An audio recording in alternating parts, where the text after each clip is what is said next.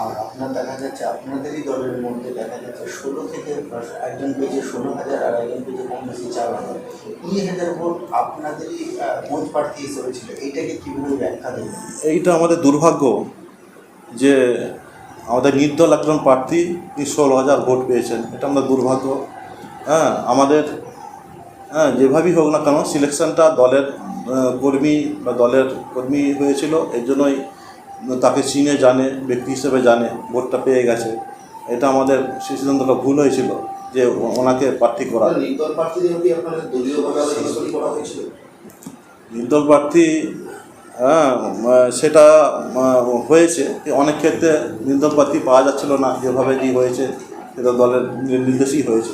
কি মনে করছেন চক্রান্ত কিছু হয়েছে? একটা যে সোজাভাবে মানে গণনা পাস হয়েছে এটা নয়, চক্রান্ত তো আছেই।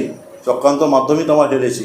আমার হাতটা যদি পরিষ্কার সদিচ্ছা থাকতো, আমার নিশ্চয়ই সঠিক ফল পেতাম।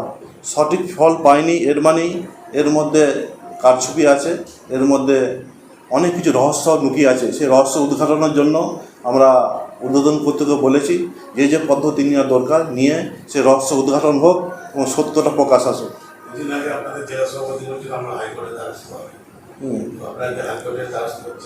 যদি আমাদের নেতৃত্ব যদি যেটা মনে করবে তার উপরে এটা ছাড়া আছে। নেতৃত্ব যদি ঊর্ধ্বতন কর্তৃপক্ষ যারা আছেন চিন্তাভাবনা করছেন, যেভাবে সিদ্ধান্ত নেবে সেভাবেই আমরা এগিয়ে যাব।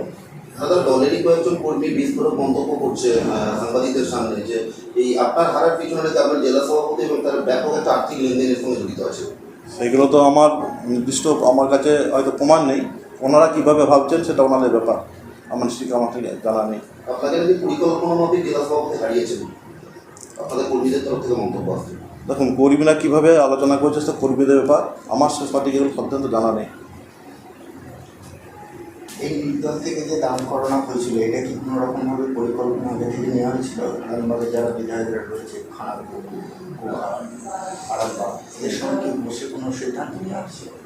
দেখুন, ওনাদেরকে ডাকা হয়েছিল, অনেক সময় অ্যাবসেন্ট ছিলেন, অনেক সময় প্রেজেন্ট ছিলেন, বিভিন্ন মিটিংয়ে হয়তো অ্যাবসেন্ট ছিলেন, কোনো মিটিংয়ে ছিলেন, এই ধরনের গড়হাজির হয়েছে। কিন্তু নলেজও ছিল যেমন আমরা একটা নির্দল দেবো ছিল। এবারে ওনারাও প্রচারে ব্যস্ত ছিলেন, ওনারা বিভিন্ন কাজে ব্যস্ত ছিলেন, সব মিটিংয়ে হয়তো আসতে পারে না। অনেক মিটিংয়ে এসেছেন। আপনি কি মনে করছেন সরাসরি করছেন যে আপনি বিমানের উপর যেমন সরাসরি বলছে যে চক্রান্ত করে আপনার হারিয়েছে, এটা কি সত্য মনে হচ্ছে? দেখুন, উনি তো সভাপতি আছেন, উনি তো চেষ্টা করেছেন, আমিও চেষ্টা করেছি। এবারে এই জন্যই বলছি যে আমরা হার যেটা হয়েছে, আমাদের দলের এত পাওয়ার, এত ক্ষমতা, এত জনসমর্থন, আমরা প্রচার করতে গেছি, বহু জনসমর্থন পেয়েছি। যেখানে আমাদের প্রার্থী বা আমি যেখানে গেছি বা দলীয় কর্মী যেখানে মিটিং করেছি, প্রচুর লোকের ঢল এসেছে। সেই জায়গাতে আমরা হেরে গেছি। এই রহস্যটা উদ্ঘাটনের জন্য আমরা ঊর্ধ্বতন কর্তৃপক্ষকে অনুরোধ করছি যে এই রহস্য উদ্ঘাটন হোক। এটা কে দোষী, অ্যাকচুয়ালি কার দুর্বলতার জন্য এটা হলো, এই উদ্ঘাটনটা হোক। দলের কর্মীর পাশে আছেন? অবশ্যই দলের কর্মীরা যেভাবে আছেন তার পাশে আছি, থাকবো এবং সহযোগিতা করছি। ওনাদের চলে যাওয়ার কিছু নাই, হয়তো সার্টিফিকেট আমরা পাইনি, কিন্তু জেনে রাখবেন যে আমাদের পাশে আরামবাগ লোকসভায় ভোট যদি 17 প্লাস ভোটার, 17 লক্ষ প্লাস ভোটার হয়, সেখানে আমাদের ভোটার আমি মনে করি যে 8 লক্ষ প্রায় ভোটার আমাদের আছে। এবং ওনাদের আশীর্বাদ আছে, ওনাদের সহযোগিতা আছে, ওনারা পাশে আছেন। অতএব আমাদের হারিয়ে যাওয়ার কিছু নাই। ওনারা যে আছেন এই দুঃখের সময় আছেন এবং ওনারা কখনোই অন্য কোথাও যাবেন না। ওনারা আছেন, ওনাদের কথা ভেবে, ওনাদের কথা চিন্তা করে আমরা আছি এবং আমাদের কর্মীরাও আছে। কর্মীরাও আশ্বাস দিচ্ছেন এবং কর্মীরাও সেভাবে আগিয়ে যাচ্ছেন। অনেকে হয়তো কষ্ট পাচ্ছেন, কষ্ট পাওয়ারই কথা, আমাদের হাতে জিনিস চলে গেল, কষ্ট পাওয়ারই কথা। যে কোনো চক্রান্তে হাতে জিনিস আমাদের চলে গেল, সেই হাতে জিনিসটা চলে যাওয়ার মানে দুঃখ সত্যিকারের আমরা মেনে নিতে পারি না। যে হাতের জিনিস, হাতের পাওনা ভোট সুষ্ঠুভাবে হয়ে গেল, তারপরে যে গণনা পদ্ধতির যে প্রসেস, এতে যে আমরা হেরে গেলাম, এই হারটা আমাদের কর্মীরা কখনোই মেনে নিতে। কারণ বিজেপির ছেলেরা হার মানতে নারাজ, মানে ওরা সত্যবাদী এবং নিষ্ঠাবাদী। অতএব সত্য কথা বলতে ওনারা ভালোবাসেন, সত্য জিনিস আগ্রহে থাকেন। অতএব সত্যের উদ্ঘাটন তারা খুঁজছেন, সত্যটা বের করার জন্য ওনারা যেটুকু করার দরকার করতে বলছেন। দলকে বলেছি, জেলা নেতৃত্ব এবং রাজ্য নেতৃত্বকে খবর দেওয়া আছে, ওনারা যেভাবে সিদ্ধান্ত নেবেন এই সত্য উদ্ঘাটনের জন্য সেভাবে আমরা এগিয়ে যাব। উদ্দেশ্যে আপনারা কি বার্তা দেবেন কর্মীদের পাশে এবং খণ্ডবন্ধ? স্যার, মূলত বার্তাটা কি দেবেন? কর্মীরা তো খুব আতঙ্কে আছে। আতঙ্কর এখানে কোনো জায়গা নেই। বিজেপি কার্যকর্তারা সাহসী কার্যকর্তা, কারণ এই অবস্থাতেও বিরোধী হিসেবে কাজ করছেন, ওদের সাহস আছে। আতঙ্ক নয়, হয়তো দুর্বল হয়ে গেছে এইটাই যে আমরা সার্টিফিকেট পাইনি, এত কিছু সার্টিফিকেট, এইটাই আতঙ্ক, কিছু নয়। আমাদের কর্মীরা খুব সাহসী এবং নিষ্ঠাবাদী, সত্যবাদী। কারণ আমি যেটা বলছি ক্যালকুলেশান, আমরা গোহার থানায় ভালো লিড পেয়েছি, ঘুষরো পেয়েছি, আপনার খানাকুল পেয়েছি, আরামবাগ আমাদের সত্যি কথা আমাদের নির্দল যদি না থাকতাম ওইটাও লিড পেতাম, ওখানে ভোট কিছু কেটেছে আমাদের।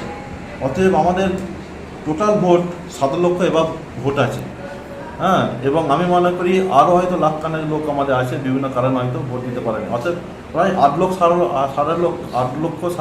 লক্ষ লোকের মতন আমাদের ভোটার সমর্থিত আছে। অতএব এখানে এত লোক যেহেতু আমাদের পাশে আছে, ওনাদের আশীর্বাদ কিন্তু বিজেপি কার্যকর্তাদের মধ্যে আছে, তাদের কাছে বর্ষিত হচ্ছে। অতএব ভাববেন না তারা একা আছে, তাদের উপরে জনগণ আছে, এবং বিজেপি সাপোর্টার আছে, তারা আশীর্বাদ করছে, তাই আমরা এগিয়ে যেতে পারছি, তাই কর্মীরা ভালো থাকতে পারছেন। অতএব এখানে আতঙ্ক বা নিরাশার কিছু নাই, রাজনৈতিক কোনো এই ধরনের স্থায়ী নেই। অতএব আমরা চাইবো আমরা প্রতিটি কার্যকর্তাদের পাশে আছি, থাকবো এবং এভাবেই সহযোগিতা করব, এবং তাদের ভয়ের কিছু নাই। আমরা 24 ঘন্টা আমাদের জেলা নেতৃত্ব এবং আমরা সকলেই আছি, এখানে আতঙ্ক বা ভয়ের কিচ্ছু নেই এখানে।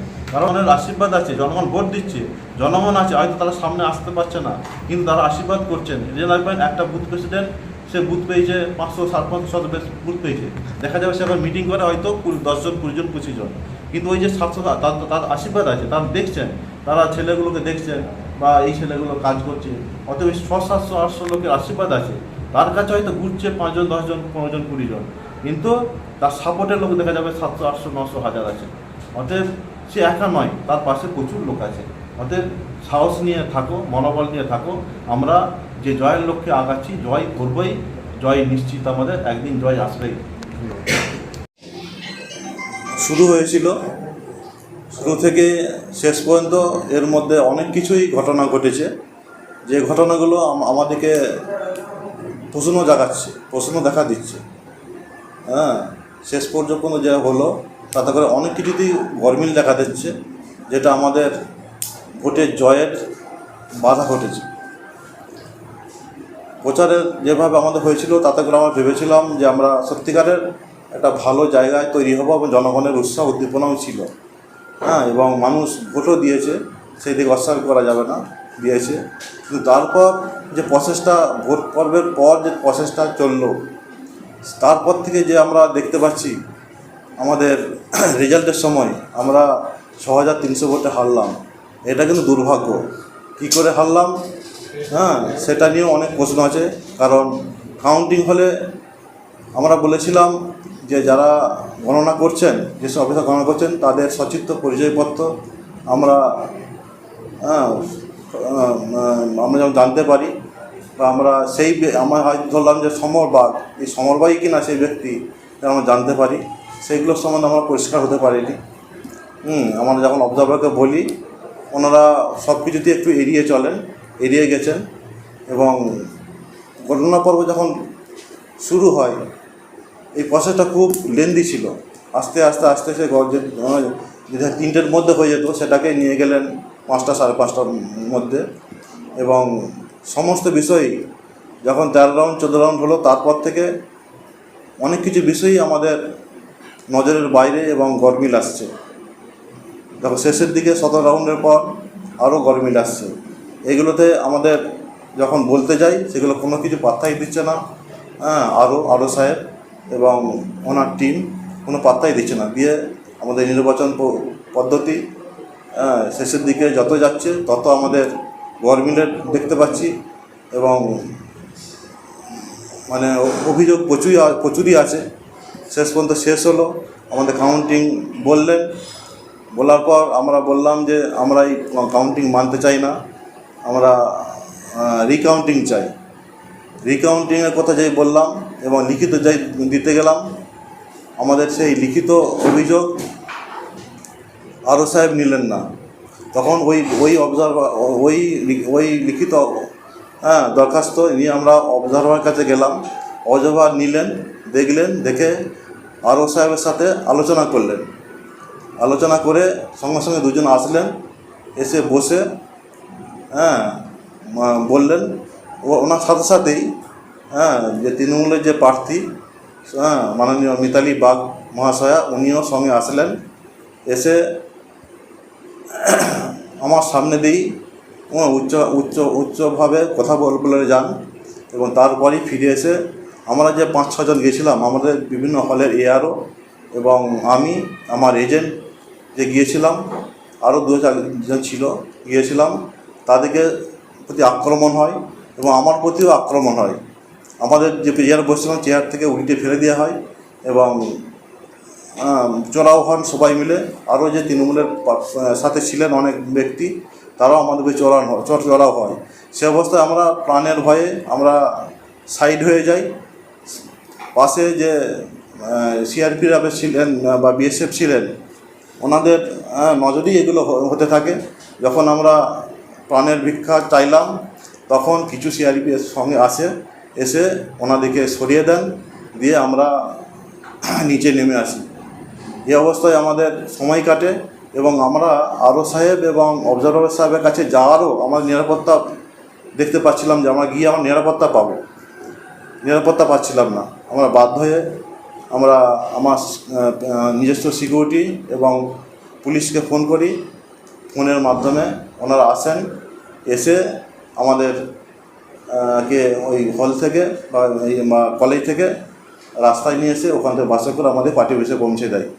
এই পুরো প্রসেসটা আমাদের খুব আতঙ্কিত ছিল এবং যেভাবে গণনা হয়েছে সেটা পুরোটাই আমরা ধোঁয়াশার মধ্যে, আমরা সঠিক গণনার বিচার পাইনি।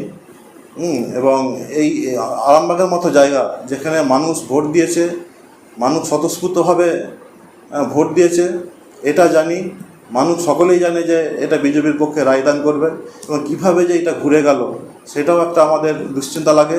যেদিনে ভোট হওয়ার পরে যেসব ব্যালট বাক্স আমাদের চন্দ্রকোনা, হরিপাল, তারকেশ্বর থেকে যে আসবে, এই প্রসেসটা যেটা ছিল সেটা আমাদের দিক থেকে সন্দেহ লাগে যে যখন আসলো, ভোট হয়ে গেছে, 7টায় বন্ধ হয়ে গেছে ভোট, তারপরে সারা রাত গেল, তারপরেতে দিনে ভোট ওই এজেন্ট বক্স মানে ব্যালট বক্স আসছে, ইভিএম বক্স আসছে, এসে শেষ পর্যন্ত আমরা 4:30 আমরা চাবি তালা মেরেছি।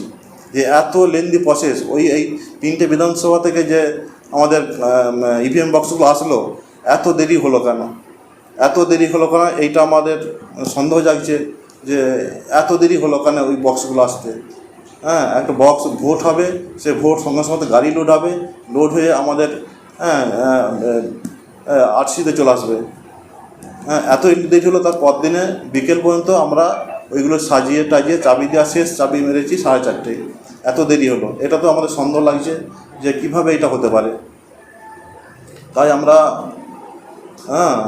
আমাদের যেটা ভোট পেয়েছি তাতে করে জনগণ আমাদের পাশে 7 লক্ষর উপরে জনগণ আছে, আমরা কোনো দিকে কম নয়। আমাদের সমর্থকরাও আমাদের মানে যারা আছেন তাদের অত ভেঙে পড়ার কিছু নাই। আমরা সকলেই একত্রিতভাবে আছি, থাকবো এবং একে অপরের পরিপূরক হিসাবেই আমরা থাকবো।